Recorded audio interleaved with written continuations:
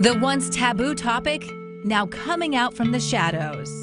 We've tried to destigmatize the issue of mental illness. Depression, anxiety, stress, and so many more. It's an everyday battle.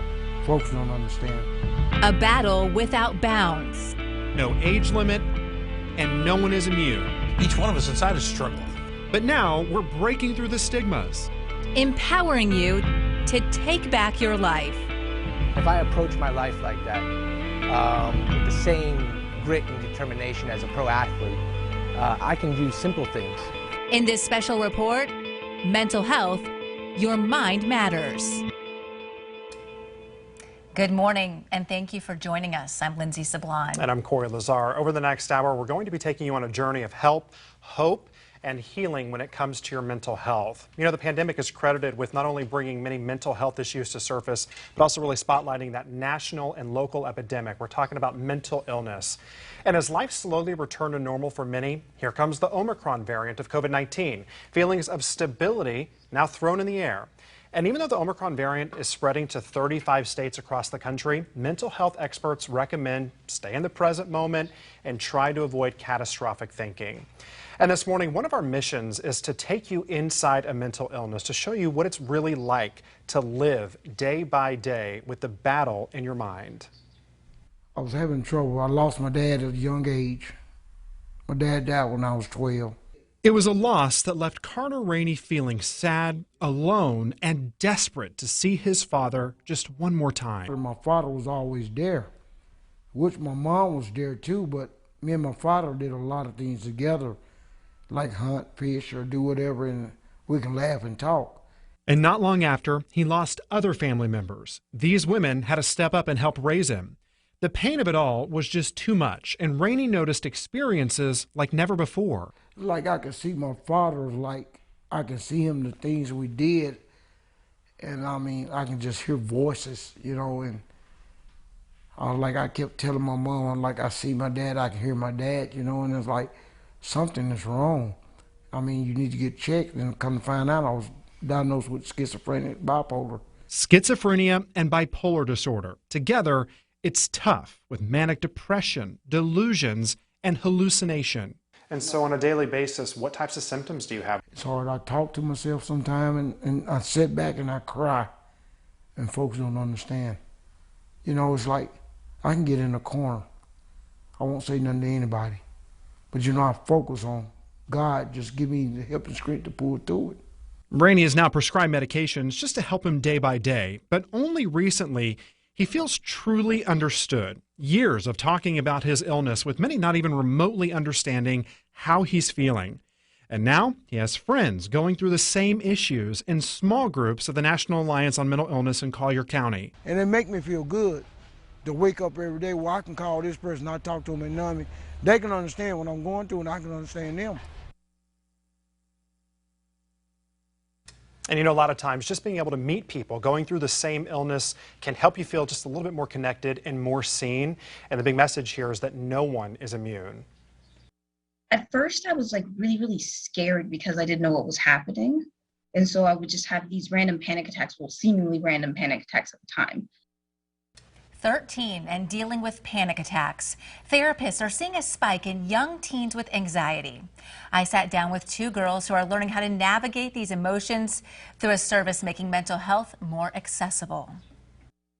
You feel almost hopeless in a sense, and it's just like scary. You don't know what's going on. You're just panicking, like you're really hyped up. Your heartbeat is going fast. In pictures, 13-year-old Deanna Wilhoit and her little sister Dariana are all smiles. I think it was like a slow thing that went up to full-on anxiety. But last summer, Deanna started experiencing panic attacks. Her mom tried to help. It got to the point where I thought, you know, maybe there's someone who knows a lot more about this than I might. The family found elite DNA. But the girls who already homeschool didn't have to leave their house. Instead, they're doing teletherapy. They're very comfortable talking on this format. They're used to talking with their friends in this way. So it's working great. Tiffany Scott has been a therapist for 24 years. She's never seen this many 12 to 17-year-olds battling anxiety and depression. And it's not just teens. We get about 1,000 calls a day. From November of 2019 to 2020 to the same period the following year, Elite DNA saw a 54% increase in new patients. Scott partially credits teletherapy. And there's been an interesting change with these sessions from home. The arc of the session happens a lot faster. So people get down to what we would call the nitty gritty a little bit faster because they are comfortable in their home. Even Dariana, who's just 10, is learning techniques to identify her feelings and work through them. You breathe in for 3 seconds, for 4 seconds, and then you breathe out. And the girl's mom is happy she made the decision to get help and provide her daughters with tools. I'm kind of excited about the idea that they get to learn how to develop these tools and work on these things when they're younger so that we're not 20, 25, 30 years down the line with them still trying to figure out how to grapple with some of these things that they feel. And it's important to note that teletherapy will not save you any money. The costs are the same as an in-person session. But again, having the conversation in their own safe space may make children feel a little bit more comfortable. And Corey, whether it's children or adults, one important factor in people getting help is destigmatizing mental illness. And that's so important for teens too. And learning about mental health, the challenges people face, and seeing those roadblocks for yourself are all key. And with that education, experts at the National Alliance on Mental Illness in Lee County say it really better helps you to understand what friends, coworkers, even strangers might be going through. When a person experiences mental health challenges, it can be very difficult to wake up in the morning and function and go to work and be productive. But if you educate the businesses and the employer and the employees so that they understand what mental illness is and the process of getting help, if people understand how hurtful it is to label someone in such a negative way, in such a dark place, when that person is experiencing mental health challenges, it's just not very helpful. And to anyone out there facing these struggles, a message that you will hear many times over this next hour: you are not alone. 1 in 5 adults in the U.S. experience mental illness. 1 in 20 a serious mental illness. And if we look at children, it's 17%, according to the National Alliance on Mental Illness. Wake News anchor Lois Tomey shows us one resource delivering hope and understanding. Mental health conditions are not one size fits all. There are anxiety disorders, depression, a big one that affects many of us, stress, and there are several more. But navigating these conditions is where the real challenge comes in, whether it's you or a friend or a loved one that is dealing with it. So this site from the National Alliance on Mental Illness provides great resources for help and understanding. You can look up all the different types of conditions, and when you look up on those conditions, you can find different things and different definitions of what the disorder is. You can find treatment options. You can even find support. And if you scroll down on any of these pages, you will find an important resource for you, and that is the NAMI helpline right here, 1-800-950-NAMI or 950-6264. You can also text them at 741-741. And Lois touched on anxiety, and take a look. All of these TikTok videos are really starting to go viral, and they're starting to touch on something that people are labeling high-functioning anxiety, looking okay on the outside and then achieving great things, but really suffering inside. Now, high-functioning anxiety is not an official clinical diagnosis, but it refers to someone suffering from chronic anxiety and maintains their day-to-day life pretty well. It can drive someone to be a people pleaser, hyper-productive, and really a perfectionist, constantly working harder to fulfill an achievement and overcompensation for fears. Over the last couple of years, anxiety has skyrocketed. I think the whole world can feel that. We don't know what's coming next. What's the next thing that we're going to have to deal with? And seeking treatment for illnesses like depression, anxiety, or even bipolar disorder is not always easy. Through its 2020 Community Health Needs Assessment, Lee Health recognized that there is a shortage of mental health providers in Lee and in Collier counties. And in Lee County, the ratio of patients to mental health care providers is 1,000 to 1. If we take a look at Collier County, it's 1,050 to 1. Kristen Long with the National Alliance on Mental Illness in Collier County says having to wait on a provider like a therapist can make a mental illness even worse. We're really lucky in this community to have a lot of resources, but you call a local mental health center and you ask for a counseling appointment and they'll set you 3 months out. So if you're going through something right now, you have 3 months to deal with that on your own before you can even start the process of healing. That's a really hard thing to hear, and it can send someone into a further depression. And Lindsay, I've heard so many of these stories of someone calling and they're told it's going to take months to get that initial appointment. In some places, that initial appointment can happen quickly, but then the follow-up visit is what then can take a long time to book. Well, if you are struggling as you wait for a counselor or psychiatrist, there are ways to help yourself. A local counselor says it's all about self-care as you wait to see a professional. Eat healthy foods, do any outside activities, spend some time with friends. Meditation and writing down your feelings can also help. And since you took the big leap to ask for help, remember that help is coming. And then there's the other side of the equation. What if you feel one of your friends really needs help? Yeah, what do you say? Sometimes it can be very intimidating and awkward, and sometimes just hard to put yourself in someone else's shoes.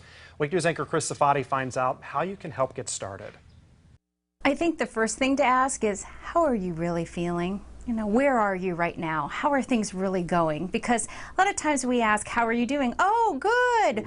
But you have to ask in a way where you are really wanting to know, how is that? How are you doing? What is happening in your life?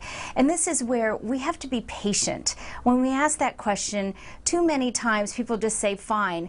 But say, no, I really want to know. And then you, in my mind, right, have to be just quiet and listen. Just quiet and listen, because we have a tendency of giving advice, and for most of us, we don't want any advice because most of us know what we need to do. What we want is that opportunity to just have someone hear our thoughts and our feelings. I don't want to give advice. Also, probably these stories are, I know how you feel. Oh, yeah, that's a hard one, because no one knows exactly how anyone else feels, because it's the other person's feelings. My feelings are my feelings, and your feelings are your feelings. So that's probably something that isn't very productive. And what if somebody says, no, I don't want to talk? Then you just respond, I'm here. I'm here if you'd like someone to listen. I care about you. I only want the best for you.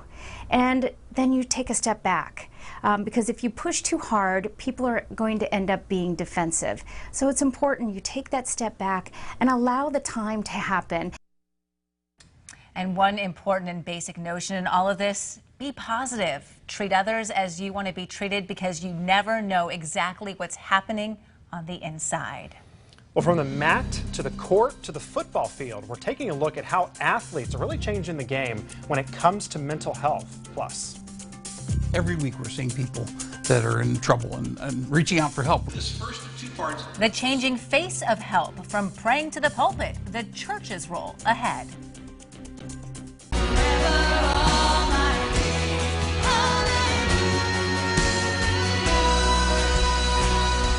A Southwest Florida church is really addressing the elephant in the room. Grace Church in Cape Coral dedicated 2 weeks of sermons recently to talk about mental health.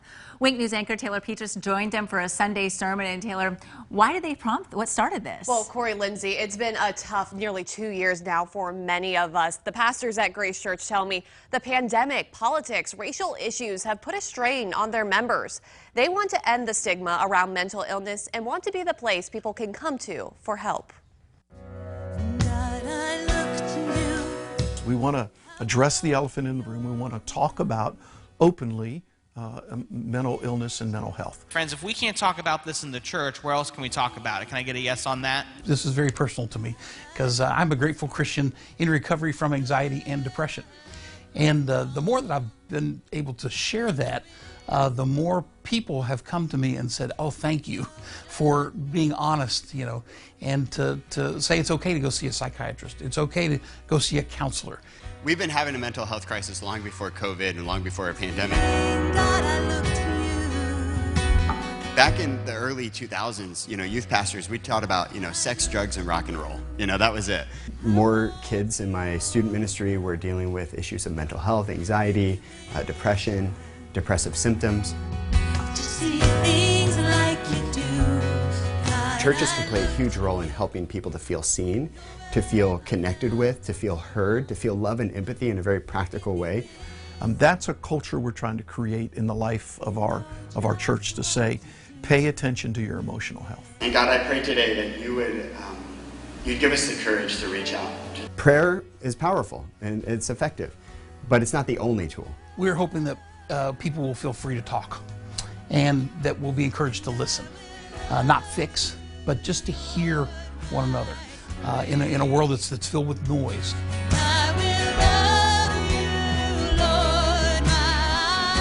We can't over-spiritualize the issue of mental health. The reality is we believe God made us, body, mind, and soul, and so all of those areas need to be redeemed, need to be healed. And we sing hallelujah. Now, the pastors tell me they know their limits. They're not the trained therapists or psychologists, so they're giving this list of mental health counselors and professionals to their members. They also have it on their website, too. They're doing their part to be a partner in mental health. Corey Lindsay, back to you. What a fantastic idea. Thanks, Taylor. Well, it's that time of year. The sights and sounds of the season are really everywhere you turn. In fact, from the poinsettias that are right behind us to the trees, lights, and pressures to find the perfect present. And, you know, unfortunately for so many people, this time of year, cases of depression actually start spiking. 2 out of 5 people in the United States live with depression. Millions are especially impacted by seasonal affective disorder, or SAD. And Week News anchor Teresa O'Shea has ideas just to help you cope with the feelings that come with the season.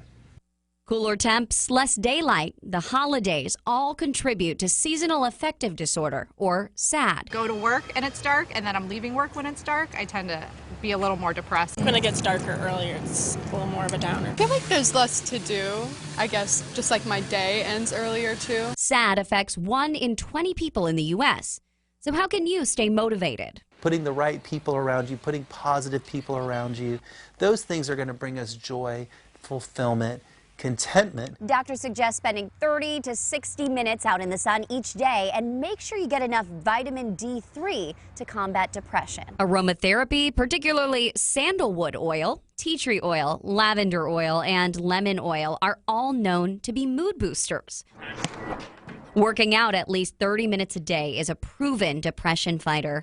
Experts say yoga, tai chi, walking, swimming, and running are particularly helpful. But if these methods don't work for you, when should you see a doctor? If you're depressed, you're not wanting to eat right, you're not wanting to go to work, you're not wanting to go out with friends, you're isolating. If depressed feelings last for more than a week, it's time to get professional help. Teresa O'Shea, Wink News, now. Tai Chi might be fun.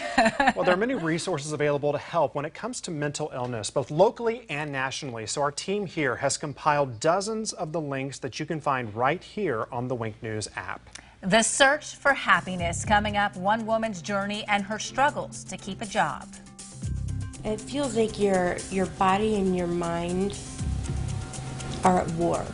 Plus, clean hands might help stop the germs of COVID-19 and even fight the flu, but all of that washing is leading to another issue for your children. That's ahead. Well, actors, athletes, even Olympians have come forward revealing mental health struggles. And their stories, and really the fact that they go public, have led to a community acceptance of sorts. Wink News reporter Brianna Ross explains how those pros are changing the game for the better. With every split, every flip, every walk on the balance beam, mind and body must align for gymnasts. Jennifer Shackleton knows that firsthand. She competed for years. Now she coaches. Gymnastics is a very physical sport, but a big part of it is very mental, and they have a lot of mental things that they have to overcome. It's challenging on a day-to-day basis because when their mind and their body aren't working together, a lot of fear comes in. Mental blocks, the twisties. Those are just a couple of the names for that mental challenge, a challenge Shackleton feels is not always discussed. That's why she was impressed with Olympian Simone Biles pulling out of the team finals. I say put mental health first because if you don't, then you're not going to enjoy your sport and you're not going to succeed as much as you want to. So it's okay sometimes to even sit out the big competitions to focus on yourself, because it shows how strong of a competitor and person that you really are. Her speaking up and saying that, it shows the kids that it's okay to speak up about their feelings and emotions. J. Webb Horton, former FGCU head tennis coach, believes shifting the narrative about mental health is important for all athletes in all sports. He's played most of his life, but until recently, mental health was not really a part of the conversation. No one saw mental health as a real illness. It was sort of weakness. But athletes like Biles and Naomi Osaka have helped change that. Osaka pulled out of the French Open this summer, citing struggles with mental health, depression.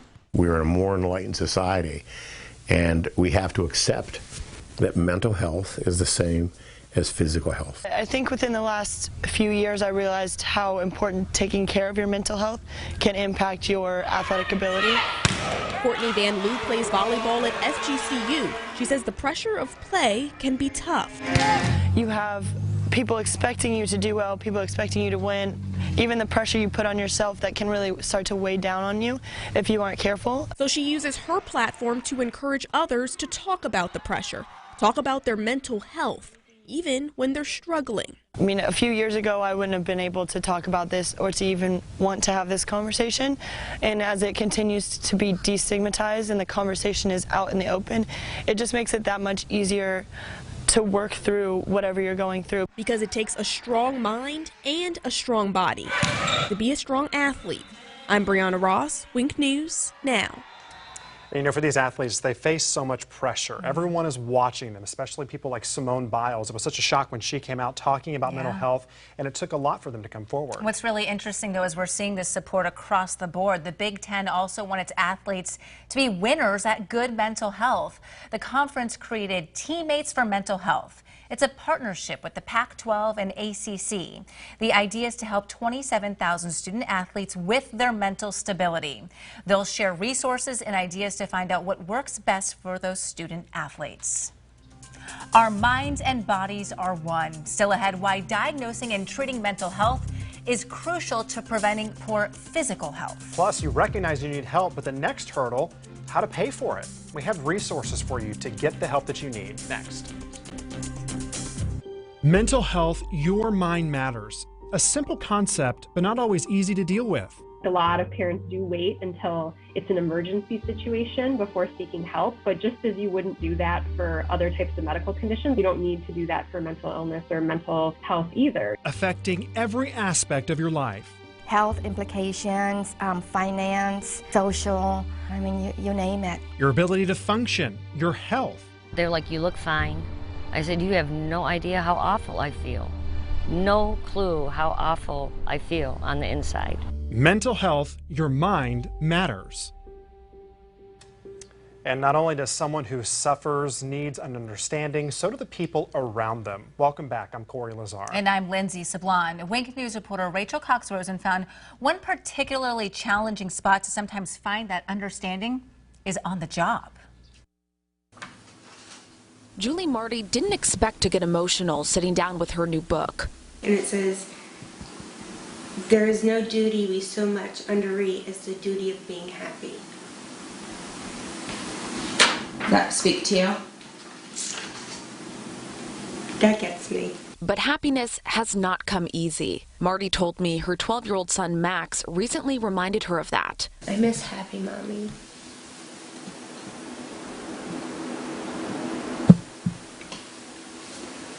Those were the hardest words I've ever heard. On the road to happiness, she has hit some bumps. I have dealt with depression and anxiety, a lot of it rooting from domestic violence issues, workplace sexual harassment, and which ended up with a diagnosis of PTSD, which has made life very difficult to manage. Things like holding down a job. Marty lost hers last week. The stresses at work, the stresses at home, doesn't always make it easy to be 100% productive and 100% focused at work. it's been very difficult. Difficult for her and the thousands more Southwest Floridians struggling with their mental health. David Lawrence Center counselor Reed Kirchhoff said the key is knowing when you need help. Should I really be asking for help, or should I just push through, and am I being weak by asking for help? No. If you're struggling, and you know your body, you know yourself. Marty knows it and also knows she's made tremendous strides. My primary reason for being alive and thriving is my son. He's the most important thing in the world to me, and I promised him from the day he was born that I would never let him down. And so, no matter what, I will keep fighting. To be there for Max and find happiness. In Collier County, Rachel Cox-Rosen, Wink News, now. And your mental well-being at the forefront of extra health care benefits at work. You may even have free counseling sessions to use right now, all paid for by your job.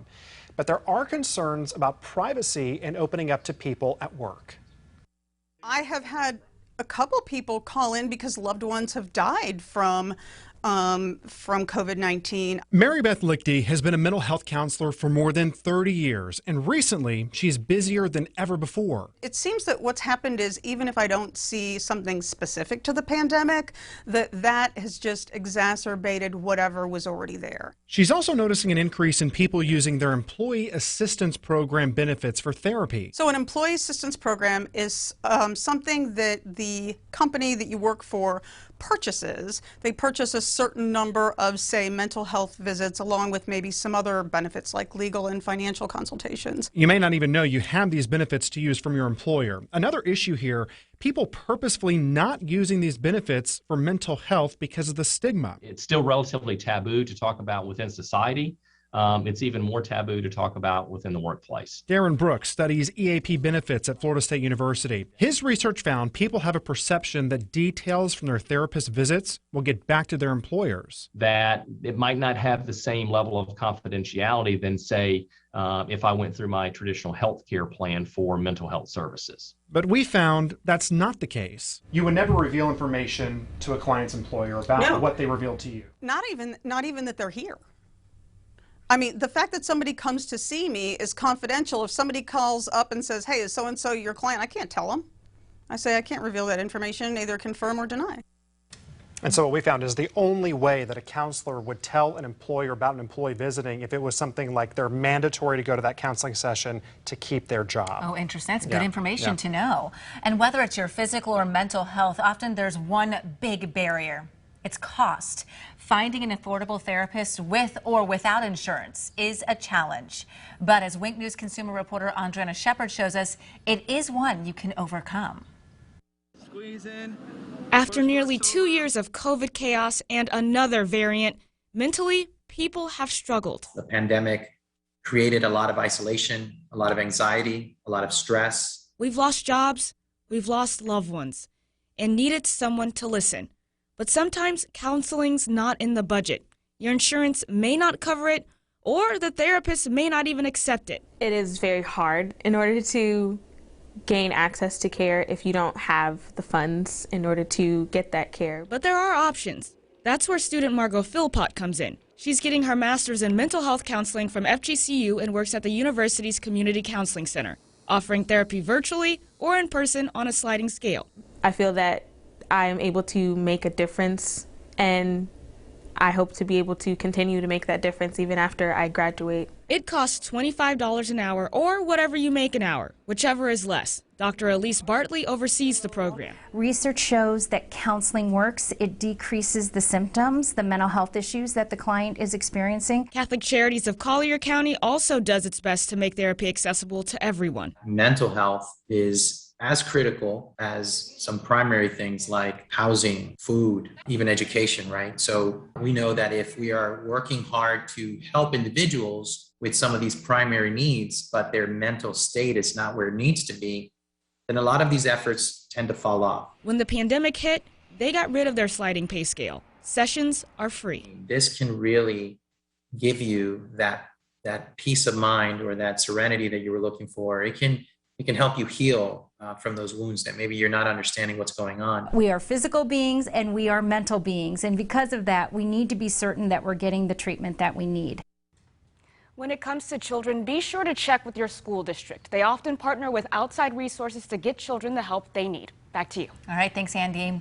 Something interesting we noticed as we were working on this is that the pandemic has created a spike in another issue related to our children, and that's OCD. Yeah, Tiffany Scott with Elite DNA in Fort Myers says she's actually noticed more middle and high school students with symptoms of obsessive compulsive disorder. In fact, children washing their hands so much they're turning raw or getting chapped. So I feel it's a fine line that parents are walking to try to help them learn to protect themselves, but also at the same time not striking up too much fear and anxiety where it could become debilitating. And Scott says just to make it a habit to do what's called these open-ended check-ins. You know, as parents, sometimes we forget to ask the obvious, right? Simply ask anything you want to talk about, or are you feeling okay? And you never know what you may learn about your child through asking these types of questions. And Corey, another important aspect of mental health is safety, and not just for the person who is dealing with the illness. Sheriff's deputies and police officers interact with people in crisis daily. To learn how to best recognize and address those situations, they get crisis intervention training, or CIT, with the National Alliance for Mental Illness in Lee County. It's critical for officers and deputies to know whether the call involves someone doing something criminal or suffering from some mental health issue. In and out of jail, but never really addressing the real problem. Wink News anchor Amanda Hall explains how the legal system is actually helping those with mental illness. Collier has a specialty court that not only keeps people out of jail, but in Aaron Serbu's case, got him off the streets and perhaps saved his life. 2 words. I'm bipolar. And just as quickly as he said it, some may have formed an opinion. And if you didn't then, you might when you see Aaron Serbu's arrest history. I was against medication back then. Serbu's had his ups and downs, a lot of downs. I suffered for a while, 2011, 12, 13, 14, 15. Those were my lost years. He spent a lot of time living on the streets with a serious, untreated mental illness. The operative word being untreated. It was hard, but he tried to give us a sense of what it's like for him when he has a manic episode. You're flushed with anxiety. You're flushed with different types of agony. You think there's no hope. You think there's no trust in other people, all at once. Collier County's mental health court helps people like Serbu who face criminal charges by offering them probation with strict compliance to a highly structured program and total sobriety. Basically, they're given a chance. Joseph Foster is the judge. Please be seated.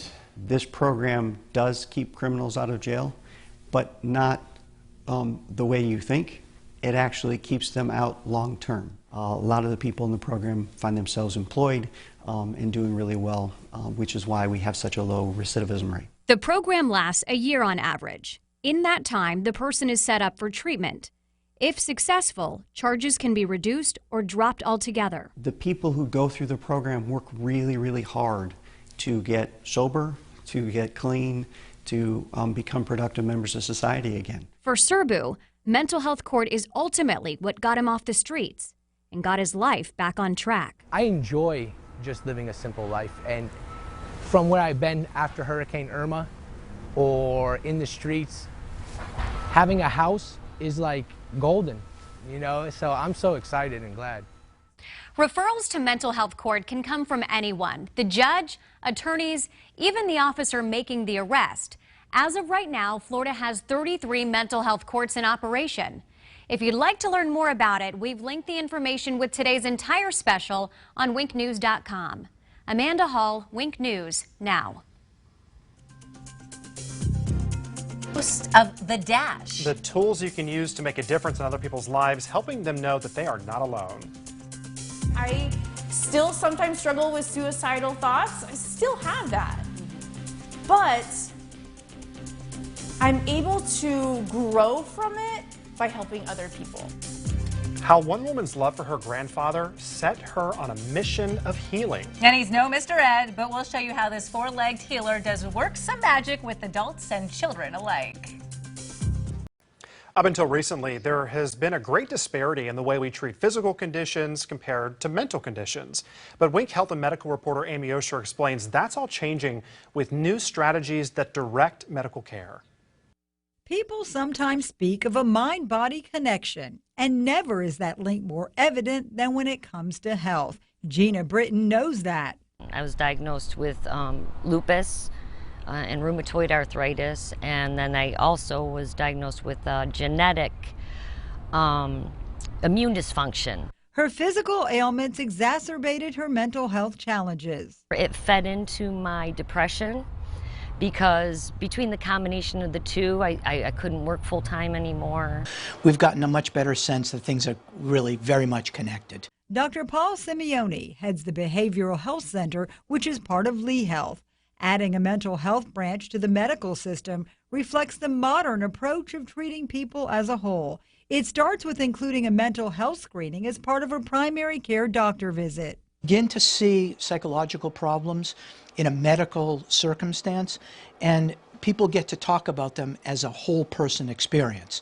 And so they're integrated, they're conceptualized as integrated. People don't have to feel badly about them. There's much less stigma involved, and they can be treated both as a physical and as a psychological problem. Physical and psychological conditions can play off each other. For example, patients who've undergone major heart surgery will often go through a period of depression. And we also know from most recent studies in neuroscience that the neural pathways that mediate physical pain are exactly the same. And it goes both ways. When people suffer from chronic mental health issues, it can impact their physical health. In the same way the immune system protects the body, stress aggravates it. There's a lot of evidence in the literature to show that when you have, when you have significant mental health problems, you also have correlated physical problems as well. The reason for that is that so much of the difficulties affect organ systems, they affect brain functioning. For Gina, it came down to balancing her needs. You really have to learn how to say no sometimes. If you know that doing something is going to put you in a precarious position as far as your health and your mental health. This intertwined relationship supports treating people, mind, body, and soul. Amy Osher, Wink News Now. And you know, as strong of a hold that mental illness can have on you physically, it can be severe enough to then start having thoughts of ending your life. And suicide is very tough to talk about. But there is one Rotunda West woman who wants to bring it all to light. Wink News anchor Nicole Gabe sat down with her, and she's joining us now in the studio to share that woman's story. Lindsay, Amy Vogel has struggled with mental health all of her life. She has lost loved ones to suicide, even attempted suicide. And you're right, mental health and suicide are so tough to talk about. But Amy wants to change that. She wants us to break the stigma and encourage those who struggle to shift their focus. Right? Like you have your birth date and then you have your death date. And people focus on both of those, mostly the death date. But Amy Vogel says people instead need to make the most of what happens in between, something she refers to as the dash. That idea is shaped by her own life, much of which has been overshadowed by mental illness. Because suicide has always been a part of my life. Do you know how many people you have known who have died from suicide? 1, 2, 3, 4, 5. I think it's 6 to 7. That's a lot. Just off, yeah. I didn't want to hurt anybody by thinking that I wanted to die by suicide. I really thought that I was helping my children, helping my husband, helping my family because I didn't want them to see what I was going through. That all changed when the man she called her best friend, the one who had been there for her and her children's lives, there for every celebration, died in 2013. I just heard my mom say, your grandfather killed himself. And I saw my mother, my grandmother, and my aunt. And all of their faces looked different. There was like denial, there was shock, there was sadness. And the first thing that I thought of when I saw them was, I could have done this to them. Her grandfather's death changed her outlook on mental health and suicide. It was the worst call I've ever gotten. Vogel decided to take action, shifting her thoughts from herself to helping others. She volunteered for the suicide hotline. I was creating a purpose for myself. Even went back to school. Vogel's now a registered mental health counselor, working to get her license. It might not be many. I only have like a caseload of 15 to 20, but it's 15 to 20 people that they know that they have an hour at least once or every other week to talk to someone who's there to listen. And that can make all the difference. Vogel wants to remind those who are struggling, you're not alone. When I talk to my grandmother, she's still alive, she's 92. She always tells me how proud my grandfather would be, that I went back to school, that I am helping people. And you'll find your purpose, just like she did. I'm probably sometimes too passionate about it, but I feel like that's the reason why I'm on this earth, is to help people with mental health. And she definitely is. Amy, I appreciate it so much, her telling her story. Yeah. Me personally, when I was a teenager, I actually lost my best friend to suicide. So hearing her story, it gave me hope. And I think that her story is going to touch a lot of people because she made a purpose for herself. And now she's helping others after she went through all of this. It's just incredible. Absolutely, yeah. And if you're dealing with suicide or if you've lost someone to suicide, Amy does meet with people once a month. It's the second Monday of each month. She meets with a group called Survivors of Suicide. So if you've lost someone to suicide or you would like to just meet with the survivors group, contact us at tips@winknews.com. Nicole, thank you for sharing her story, and thank you for sharing your experience as well. Thank you. Thanks, Nicole. Well, the equine advantage, how horses are giving humans a leg up when it comes to matters of the mind. Well, it's time to saddle up. It is well documented that animals help with healing when it comes to several mental illnesses. That includes PTSD, anxiety, and grief. As Wink News reporter Tiffany Rizzo shows us, therapy can be a family affair. Paints, pets, smooches, and with each step, the Harju family begins to smile again. I didn't realize that horses would make such an impact on our family. And they credit the horses at the Naples Therapeutic Riding Center with helping them heal. 3 years ago, the Harju's lives were shattered when Colleen's husband had a heart attack and died. So that left me widowed at 31 with 3 little kids. It was hard. I just kept everything inside and really just being a therapist for my children and just taking on their grief. Austin, Fiona, and the youngest Jack. I missed my dad very much because he loved me and I loved him. I wish he was here right now, and he's watching us right now because he's up in heaven. The children feel the horses not only bring them closer to each other, but closer to their dad. My dad loved horses. Common ground. And grief therapist Diane Durante says many times children don't even realize they're sharing their emotions. If they tell the horse and are walking and telling their secret to the horse, they're sharing with someone, and the horse picks it up and feels connected. They're opening up, even if it's not to a human. Horses make me feel like I'm in heaven, and I just feel like they're so lovable. And they're so very beautiful. I painted a picture of my dad and me in a circle. I did a handprint around it. I came because of horses. I have a passion for them. Executive Director Missy Lamont has worked here more than a decade, starting as a volunteer. I stayed because I really did see miracles happen. Miracles transforming lives, step by step. In North Naples, Tiffany Rizzo, Wink News, now.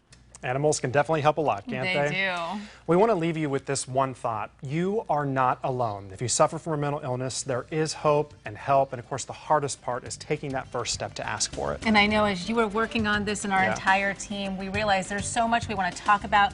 We cannot fit it into an entire hour. We want to keep this conversation going and hope you will as well. Everything you saw here today, the special is going to also be on winknews.com. And very importantly, the resources to get help are in one easy spot on the Wink News app underneath the Mental Health tab.